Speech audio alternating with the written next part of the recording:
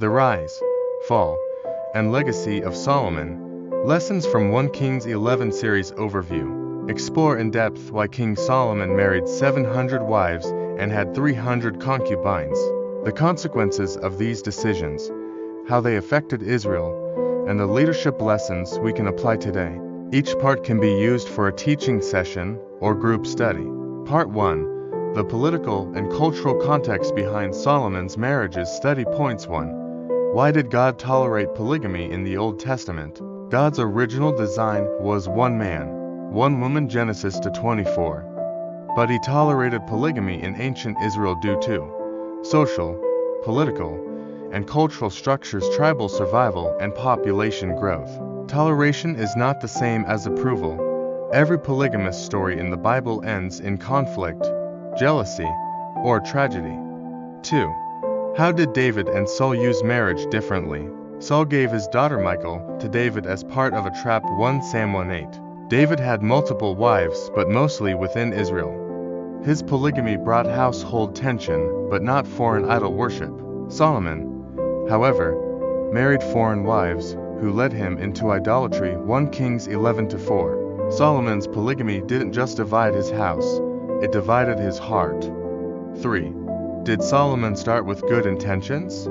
Yes. His desire for wisdom, justice, and peace was genuine. 1 Kings 3. But he slowly drifted into cultural compromise, justifying his choices with diplomacy, beauty, and influence. 1 Kings 11-4. As Solomon grew old, his wives turned his heart after other gods. Application. Lessons for today. 1. What are modern equivalents of compromising for political or personal gain? Entering ungodly partnerships in business, ministry, or politics, sacrificing values for fame, influence, or financial success. Tolerating sin in relationships for comfort or gain, adopting worldly methods in church leadership to grow numbers. 2. How does cultural influence shape Christian leadership today? Pressure to be popular over prophetic leaders, accepting cultural trends that contradict Scripture, for example, views on marriage, gender, ethics, churches valuing performance over holiness, numbers over discipleship. Romans 12-2. Do not conform to the pattern of this world, but be transformed by the renewing of your mind. Conclusion. Solomon's downfall was not immediate, but the result of years of small compromises. Cultural influence is not always evil, but when it competes with God's voice, it becomes a threat to obedience. Let us be leaders and believers who start strong and finish faithful, guarding our hearts from political, personal, or cultural seduction. Reflection and prayer.